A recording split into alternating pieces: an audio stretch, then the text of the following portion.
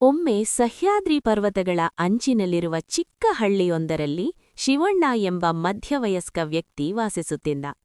ಅವನಿಗೆ ಹೆಂಡತಿ ಮಕ್ಕಳಿರಲಿಲ್ಲ. ಕೃಷಿಯೇ ಅವನ ಜೀವನ.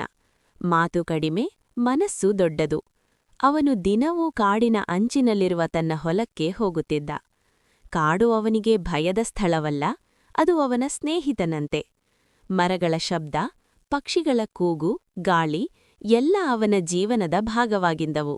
ಒಂದು ದಿನ ಬೆಳಗಿನ ಜಾವ ಶಿವಣ್ಣ ಹೊಲಕ್ಕೆ ಹೋಗುತ್ತಿರುವಾಗ ಗಿಡಗಳ ಮಧ್ಯೆ ಏನೋ ಚಲಿಸಿದ ಶಬ್ದ ಕೇಳಿಸಿತು.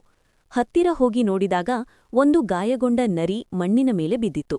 ಅದರ ಕಾಲಿಗೆ ಬಲವಾದ ಗಾಯವಾಗಿತ್ತು. ಅದು ನೋವಿನಿಂದ ನರಳುತ್ತಿತ್ತು.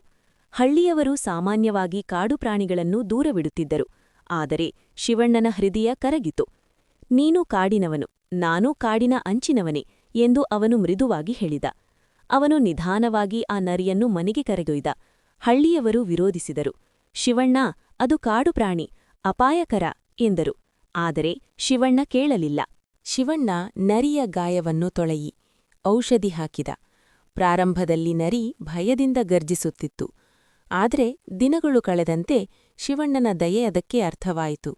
ಅದು ನಿಧಾನವಾಗಿ ಆಹಾರ ತಿನ್ನಲು ಶುರುಮಾಡಿತು. ಶಿವಣ್ಣ ಅದಕ್ಕೆ ಮೌನ ಎಂದು ಹೆಸರಿಟ್ಟ. ಏಕೆಂದರೆ ಅದು ಹೆಚ್ಚು ಕೂಗದೆ ಕಣ್ಣುಗಳಿಂದಲೇ ಮಾತಾಡುವಂತೆ ಕಾಣುತ್ತಿತ್ತು. ವಾರಗಳು ಕಳೆದವು. ಮೌನ ಚೇತರಿಸಿತು. ಅದು ಮನೆ ಬಿಟ್ಟು ಓಡಲಿಲ್ಲ. ಶಿವಣ್ಣ ಹೊಲಕ್ಕೆ ಹೋದಾಗ ಅದು ದೂರದಿಂದ ಅವನನ್ನು ಗಮನಿಸುತ್ತಿತ್ತು. ಹಳ್ಳಿಯವರಿಗೆ ಈ ಸ್ನೇಹ ಇಷ್ಟವಾಗಲಿಲ್ಲ. ಇದು ತಪ್ಪು, ಕಾಡು ಪ್ರಾಣಿ ಎಂದರೆ ಕಾಡಿಗೆ ಸೇರಬೇಕು ಎಂದು ಪಂಚಾಯತಿಯಲ್ಲಿ ಮಾತಾಯಿತು.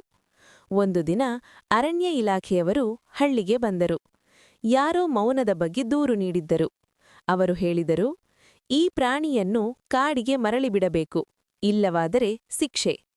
ಶಿವಣ್ಣ ಮೌನದ ಕಣ್ಣುಗಳನ್ನು ನೋಡಿದ. ಆ ಕಣ್ಣುಗಳಲ್ಲಿ ಭಯ ಇತ್ತು, ಆದರೆ ನಂಬಿಕೆಯೂ ಇತ್ತು. ಇದಕ್ಕೆ ಇನ್ನೂ ಪೂರ್ಣವಾಗಿ ಚೇತರಿಸಿಕೊಳ್ಳಲು ಸಮಯ ಬೇಕು ಎಂದು ಶಿವಣ್ಣ ಕೇಳಿಕೊಂಡ. ಅವರು 1 ತಿಂಗಳ ಸಮಯ ನೀಡಿದರು.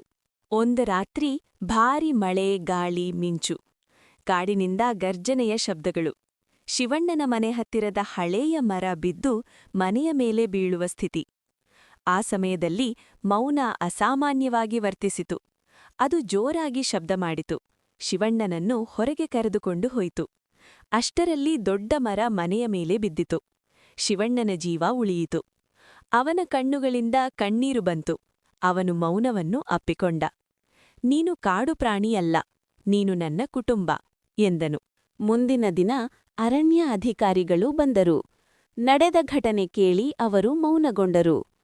ಈ ಪ್ರಾಣಿ ಕಾಡಿನದ್ದೇ, ಆದರೆ ಈ ಸ್ನೇಹ ಅಪರೂಪದ್ದು ಎಂದರು. ಅವರು ತೀರ್ಮಾನಿಸಿದರು. ಮೌನವನ್ನು ಕಾಡಿನೊಳಗೆ ಸುರಕ್ಷಿತ ಪ್ರದೇಶದಲ್ಲಿ ಬಿಡಬೇಕು. ಆದರೆ ಶಿವಣ್ಣ ಅದನ್ನು ನೋಡಲು ಅವಕಾಶವಿರಲಿ.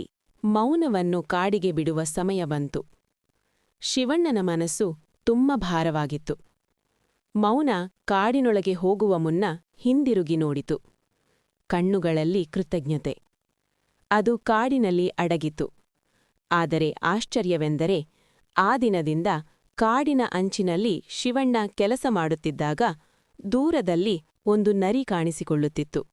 ನೋಡುತ್ತಿತ್ತು. ಮೌನವಾಗಿರುತ್ತಿತ್ತು. ಶಿವಣ್ಣ ನಗುತ್ತಿದ್ದ. ಈ ಕಥೆಯಿಂದ ನಾವು ತಿಳಿಯುವುದೇನೆಂದರೆ, ಮಾನವ ಮತ್ತು ಪ್ರಾಣಿ ಬೇರೆ ಬೇರೆ ಜಗತ್ತಿನವರಾಗಿರಬಹುದು, ಆದರೆ ದಯೆ ಮತ್ತು ನಿಷ್ಠೆ ಒಂದೇ ಭಾಷೆ ಮಾತನಾಡುತ್ತವೆ. ಸ್ನೇಹಕ್ಕೆ ಜಾತಿ, ಜಾತ್ಯಂತರ, ಕಾಡು, ಹಳ್ಳಿ, ಮನುಷ್ಯ, ಪ್ರಾಣಿ ಎಂಬ ಗಡಿಯಿಲ್ಲ.